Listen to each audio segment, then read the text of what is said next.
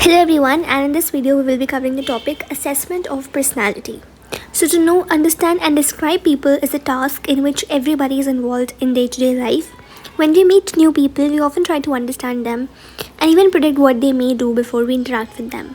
And our personal lives rely on our past experiences, observations, conversations and information obtained from other persons, and this approach to understanding others may be influenced by a number of factors that may color our judgment and reduce objectivity.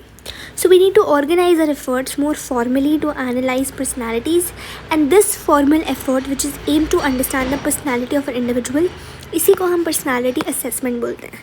ठीक है, तो personality assessment की अगर मैं बात करूँ तो जो एक फॉर्मल एफर्ट माना जाता है, फॉर्मल चीज़, जब आप किसी इंसान की पर्सनालिटी को अंडरस्टैंड करना चाहते हो, इस फॉर्मल एफर्ट को हम बोलते हैं पर्सनालिटी असेसमेंट. नहीं तो डे टू डे लाइफ में तो हम बहुत लोगों से मिलते हैं या मिलने से पहले हम उसको ऐसे ही एनालाइज कर लेते हैं कि कैसे इंसान हो सकता है. और अगर प्रैक्टिकली बताऊँ तो जो हमारे पास्ट एक्सपीरियंसेस रहे हैं, जो हमारी कॉन्वर्सेशंस रही है, जो हमें इन्फॉर्मेशन ऑब्टेन हुई है दूसरे लोगों से एक इंसान के बारे में, तो हम इन सब चीज़ों पर डिपेंड करते हैं, जो कि हमारी जजमेंट को बहुत ही सब्जेक्टिव बना देता है. ठीक है, और लेकिन पर्सनालिटी को अंडरस्टैंड करने में एक फॉर्मल एफर्ट चाहिए. So assessment basically refers to the procedures which are use to evaluate और differentiate people on the basis of certain characteristics. Basically क्या बात की जा रही है यहाँ पे कि जो आपका असेसमेंट होता है वो कुछ प्रोसीजर को रेफ़र करता है जिसके हिसाब से आप लोगों को इवैल्यूएट करते हो और उनको डिफ्रेंशिएट करते हो दूसरे लोगों से कुछ सर्टेन कैरेक्टरिस्टिक्स के ऊपर. ठीक है, कुछ आपने एक बेसिस ले लिया, इस बेसिस के हिसाब से आप लोगों को इवैल्यूएट करोगे एंड डिफ्रेंशिएट करोगे दूसरे लोगों से. सो ये जो पूरा प्रोसीजर है इसी को हम असेसमेंट बोलते हैं. ठीक है, इस असेसमेंट का गोल क्या है, बेसिकली हम असेसमेंट कर क्यों रहे हैं? It is to understand and predict behaviour with minimum error and maximum accuracy. जब भी आप कोई असेसमेंट करते हो तो उसका एक गोल रहता है कि आप बेसिकली अंडरस्टैंड कर सको और अंडरस्टैंड करने के बाद इवन प्रिडिक्ट कर सको कि एक इंसान का बिहेवियर कैसा होगा, एंड इसको आप मिनिमम एरर के साथ कर सको और मैक्सिमम एक्यूरेसी के साथ कर सको. मतलब आपका जो भी आपने प्रिडिक्ट किया है वो सही हो और एरर उसमें कम हो. हम प्रिडिक्ट करना चाहते हैं, हम अंडरस्टैंड करना चाहते हैं बिहेवियर को. तो इन असेसमेंट हम क्या स्टडी कर रहे हैं कि पर्सन जनरली क्या करता है, कैसे बिहेव करता है किसी सिचुएशन में, एंड इसके अलावा हम जो है प्रमोट करते हैं अंडरस्टैंडिंग को.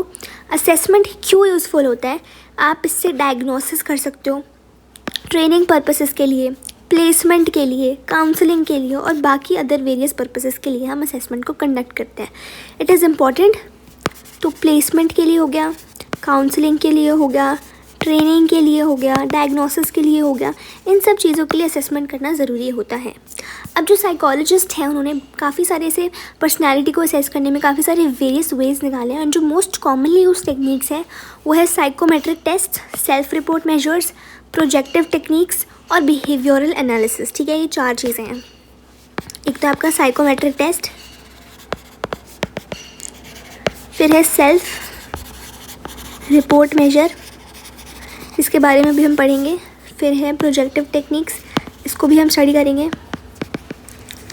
और लास्ट में है बिहेवियरल एनालिसिस, ये भी आपकी बुक में गिवन है. देखो, इन तीनों के बारे में ज़्यादा गिवन है बुक में, एंड ये तीनों इंपॉर्टेंट भी है, इनसे क्वेश्चंस भी आते हैं. साइकोमेट्रिक टेस्ट में ज़्यादा कुछ नहीं लिखा, बस हाँ, साइकोमेट्रिक टेस्ट के बारे में आपने प्रीवियस चैप्टर में पढ़ा है, मतलब वेरिएशंस इन जो वाला चैप्टर है उसमें आपने इन टेस्ट के बारे में पढ़ लिया है, तो इसके बारे में इतना डीपली मेंशन नहीं है. But self report measure, projective techniques और बिहेवियरल एनालिसिस के बारे में मेंशन है, तो इनको हम डिटेल में स्टडी करेंगे. अभी वाली वीडियो जो आपको एक इंट्रोडक्शन देने की थी कि बेसिकली असेसमेंट ऑफ पर्सनालिटी क्या होती है एंड इसका गोल क्या होता है, हम क्या कर सकते हैं, कितनी तरह के असेसमेंट ऑफ पर्सनालिटी होती है. नेक्स्ट वीडियो से हम प्रॉपरली स्टार्ट करेंगे सेल्फ रिपोर्ट मेजर को. एंड या दैट्स इट फॉर